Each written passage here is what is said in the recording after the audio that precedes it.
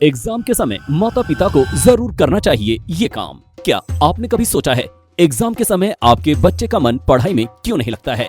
क्या है इसके पीछे का कारण और माता पिता को ऐसे में क्या करना चाहिए? चलिए जानते हैं। बच्चों की समस्या समझें। पढ़ाई और परीक्षा की तैयारी के समय अलग अलग परेशानियों का सामना करना पड़ता है। ऐसे में माता पिता बच्चों को सपोर्ट करें, उनकी परेशानियों को सुनें और समाधान हल करने का प्रयास करें। बच्चों को दें अपना समय। आजकल के समय में माता पिता अपने काम में काफी व्यस्त रहते हैं। आप काम में कितने भी बिजी हो जाएं, लेकिन अपने बच्चों के साथ वक्त जरूर बिताएं। खास तौर से एग्जाम के दौरान बच्चों के साथ रहें और उनकी मुसीबत को समझें। घर का माहौल सकारात्मक बनाएं। बच्चों के साथ हमेशा खुश और पॉजिटिव रहने का प्रयास करें ताकि उनका मन पढ़ाई में लग सके।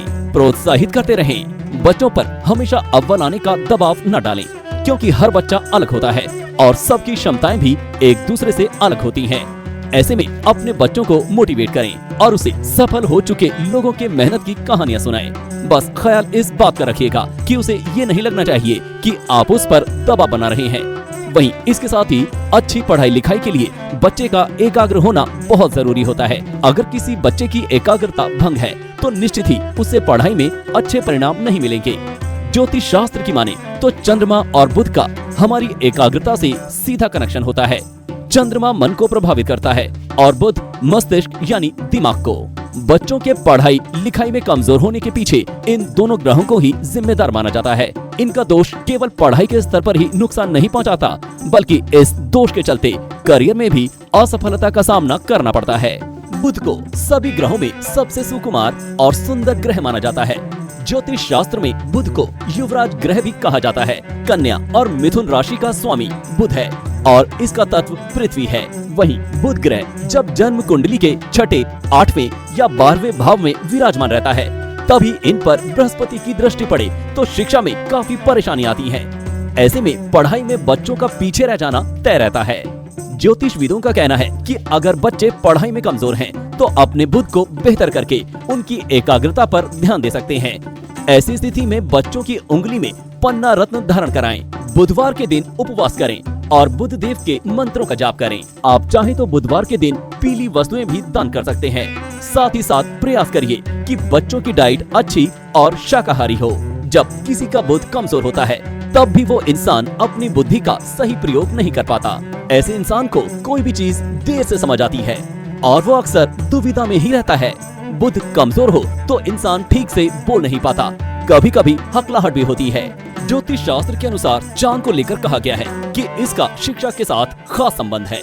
मान्यता है कि अगर किसी जातक की कुंडली में चंद्रमा पीड़ित है, तो उसे शिक्षा के क्षेत्र में काफी संघर्षों का सामना करना पड़ता है। हालांकि जन्म कुंडली में चंद्रमा पर देव गुरु की नजर हो तो परिणाम बुरे नहीं होते हैं। आपको बता दें, ज्योतिष शास्त्र में इस समस्या के उपाय के बारे में भी बताया गया है। इसमें बताया गया है कि सबसे पहले जहाँ भी आपका बच्चा पढ़ाई करता है, उस जगह को हमेशा साफ रखना चाहिए।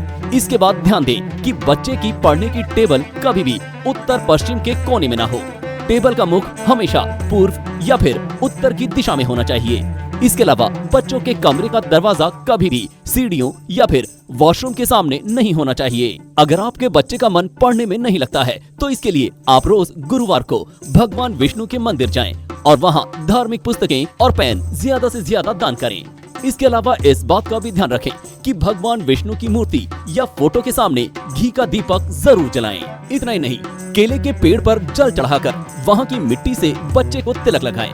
साथ ही साथ मन ही मन भगवान विष्णु से बच्चे के उज्जवल भविष्य के लिए प्रार्थना भी जरूर करें। ज्योतिष शास्त्र कहता है कि ऐसी स्थितियों में माता पिता को बच्चों की स्टडी टेबल पर माँ सरस्वती की प्रतिमा या फोटो लगानी चाहिए। इसके बाद उनके सामने सफेद या पीले रंग का पेन रख दें। जब भी लिखने का काम खत्म हो जाए, तो पेन को वापस माँ सरस्वती के चरणों में ही रख दें। इसके अलावा बच्चे को बताएं कि उसे पढ़ते वक्त हमेशा पूर्व दिशा की ओर ही मुंह करके बैठना चाहिए। ज्योतिष शास्त्र के अनुसार अगर बच्चे का पढ़ने में मन नहीं लगता है, तो उनकी जेब में फिटकरी का छोटा सा टुकड़ा रख दें। इसके अलावा केसर का तिलक भी बहुत लाभकारी साबित हो सकता है। इसके लिए बच्चों के माथे, जुबान और नाभि पर रोज बिना भूले केसर का तिलक लगाना चाहिए। साथ ही बच्चों को ये भी सिखाना चाहिए कि वो रोज सुबह नहाएं और रोज के कामों को समय से करें। वहीं नहाने के बाद ओम का जप करें। मान्यता है कि इससे एकाग्रता बढ़ती है और पढ़ने में मन भी लगने लगता है। अगर किसी बच्चे को पढ़ाई में मन लगाना है, उसे रोज सुबह जल्दी उठकर सूर्य को जल देना चाहिए। इसके साथ ही गायत्री मंत्र का जाप भी करना चाहिए। वहीं दूसरी ओर उसे ज्यादा से ज्यादा हरी सब्जियों और सलाद का सेवन करना चाहिए। इससे याद रखने की ताकत बढ़ती है। इसके साथ ही चांदी के चौकोर टुकड़े चांदी की चेन में ही गले में पहने।